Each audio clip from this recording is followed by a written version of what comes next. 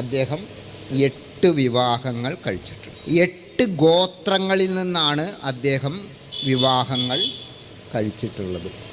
ഇത് എന്തിനു വേണ്ടിയിട്ടായിരുന്നു? ഗോത്രവൈരങ്ങളുടെ പേരിൽ ചണ്ട കൂടിയിരുന്ന ജനങ്ങളെ ഒരൊറ്റ സമൂഹം എന്ന നിലയിൽ ഒന്നിപ്പിക്കുന്നതിന് വേണ്ടിയിട്ടുള്ള ഒരു ഉപായം കൂടിയായിരുന്നു അദ്ദേഹത്തെ സംബന്ധിച്ച് വിവാഹം എന്ന് പറയുന്നത്. ഇപ്പോൾ ജാമ്പവതി എന്ന് പറയുന്നിട്ട് ശ്രീകൃഷ്ണനൊരു ഭാര്യയുണ്ട്. അവർ ഗിരിജന ഗോത്രക്കാരിയാണ്, നമ്മുടെ രാഷ്ട്രപതിയുടെ ഗോത്രത്തിൽപ്പെട്ട ആളാണ്. രുക്മിണി എന്ന് പറയുന്നൊരു ഭാര്യയുണ്ട് ഭഗവാന്. അവർ ക്ഷത്രിയ കുലജാതയാണ് എന്ന് പറഞ്ഞാൽ ഉയർന്ന സവർണ കുലജാതയാണ്.